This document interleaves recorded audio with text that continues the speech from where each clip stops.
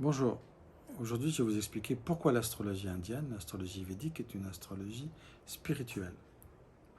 Tout type d'astrologie fonctionne sur le même principe, c'est la position des planètes au moment de votre naissance, au lieu de votre naissance.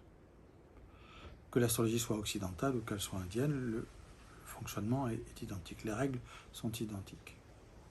L'astrologie indienne est une astrologie qui va être essentiellement spirituelle puisqu'on en connaît l'origine. Et l'origine qui provient d'une période datant de 6-7 000 ans, cette origine est très claire. Ce sont des maîtres, qu'on appelle des rishis, des voyants, ceux qui voyaient, qui ont perçu directement les règles d'interprétation de l'astrologie indienne.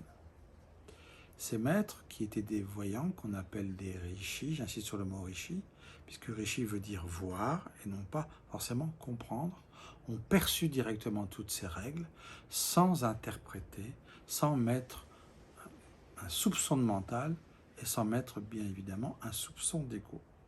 Leur propre conscience ouverte a pu embrasser en fait la connaissance du divin et ce faisant, cette connaissance a été perçue par ces rishis qui ont mis en place un système de transmission de cette connaissance sacrée de siècle en siècle, de génération en génération. Ces rishis étaient éveillés. Éveillé, ça veut dire l'ego a repris sa place, ou il est aboli, peu importe comment vous voyez ça.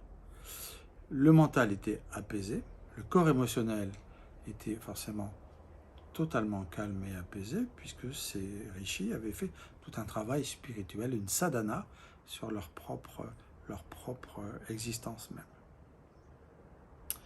L'astrologie indienne est donc par définition spirituelle, puisque ces rishis qui avaient atteint l'éveil spirituel ont bien compris, ont bien saisi que le dharma collectif de tous les êtres humains est d'atteindre moksha, la libération. Que vous le fassiez dans une ou deux incarnations, que vous le fassiez en 100, 300, 400, 500 incarnations qui arrivent, peu importe. Chacun a son rythme, chacun a commencé à un moment qui n'était pas celui de l'autre, chacun a son processus d'évolution qui lui est propre. Mais fondamentalement, tout le monde devra un jour s'éveiller. L'éveil spirituel est une rencontre avec nous-mêmes. C'est aussi la rencontre avec le divin, puisque le divin nous a créés à son image. Lorsque nous nous retrouvons à l'intérieur de nous, le mental apaisé, l'ego remis à sa place, les émotions transmutées, nous n'avons plus d'activité parasitaire à l'intérieur de notre esprit. Et à ce moment-là, dans cet espace qui s'est libéré, nous nous voyons, nous nous reconnaissons, nous nous percevons. Et là, nous voyons que nous avons été nous-mêmes, toujours, bien évidemment, dans un silence intérieur, ou une vacuité, ou une présence, ou une lumière, puisque les éveils sont différents suivant chaque individu. Eh bien, l'astrologie indienne va vous permettre d'atteindre cet état d'éveil, qui n'est pas forcément un état que vous allez pouvoir atteindre après 40, 50 ou 60 ans de méditation. Même si la méditation, les techniques de yoga, l'hatha yoga, le pranayama, les exercices respiratoires, la pratique des mantras et autres techniques yogiques sont importantes, si vous le désirez, pour atteindre cet éveil. Mais nous verrons à travers une carte natale quel est le chemin que vous pouvez prendre aussi, donc quels sont les choix que vous devez faire dans cette incarnation, pour aller rapidement vers votre destin dharmique, c'est-à-dire vous réunifier avec vous-même. L'astrologie indienne est donc vraiment, par définition, karmique, puisqu'on entend parler d'astrologie occidentale karmique. Toute astrologie est karmique, puisque toute planète va indiquer, va nous donner des renseignements sur le karma, c'est-à-dire le résultat de vos actions passées. Cette astrologie indienne est humaniste aussi, puisque le fait de s'éveiller à sa propre dimension intérieure permet aussi d'accueillir les autres dans leur humanité. Donc le fait de dire que cette astrologie est humaniste, oui, voilà, mais elle est foncièrement spirituelle dans le sens le plus large, dans son explication la plus holistique.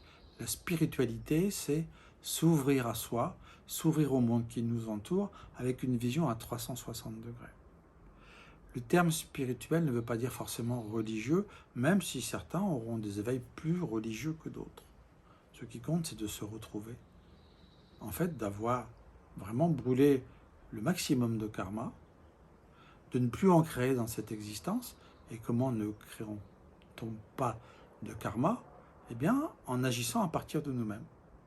C'est la fameuse phrase que Krishna a indiquée à Arjuna dans la Bhagavad Gita, Yogasta Kuru Karmani, accompli dans l'être, accompli dans le yoga, enfin plutôt établi dans l'être, accompli l'action, établi dans le yoga, accompli l'action.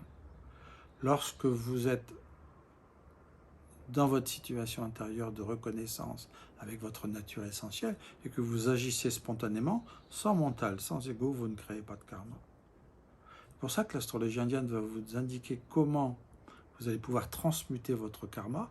On va le percevoir, ce karma, par certaines faiblesses planétaires.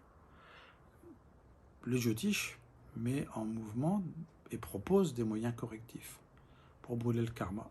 Et en même temps, il propose de vous aider à prendre des décisions qui vont vous permettre de vous apaiser et de vivre ici, à cet endroit où tout est simple, tout est humble et tout est dénué de mental et d'ego. Les moyens correctifs sont importants. Ce que je propose, moi, à travers mes consultations, ce sont principalement les mantras planétaires que nous pouvons réciter en fonction de la faiblesse planétaire, les pierres précieuses que vous pouvez porter, précieuses ou semi-précieuses que nous pouvons porter, toujours en fonction de la faiblesse planétaire, en bague, en bracelet, en collier, en pendentif. Et puis aussi la possibilité d'assister à des yagyas. Yagya veut dire en sanskrit action parfaite. Les yagyas sont des cérémonies védiques, ça provient des Védas, cérémonies très anciennes, dont les effets sont très clairs, c'est brûler le karma, que chaque planète peut vous renvoyer. Alors, on va être très clair, les planètes ne créent pas le karma. Les planètes sont toujours lumineuses, elles sont l'expression du divin.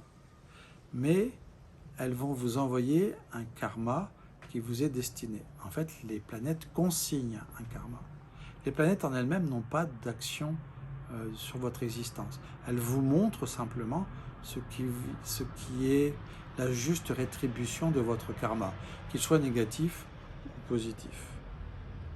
Donc, en ce sens, l'astrologie indienne, à travers une consultation, va vous permettre de vous donner de multiples informations pour découvrir quel est votre chemin le plus court et le plus rapide pour aller vers votre état naturel, atteindre l'éveil, moksha.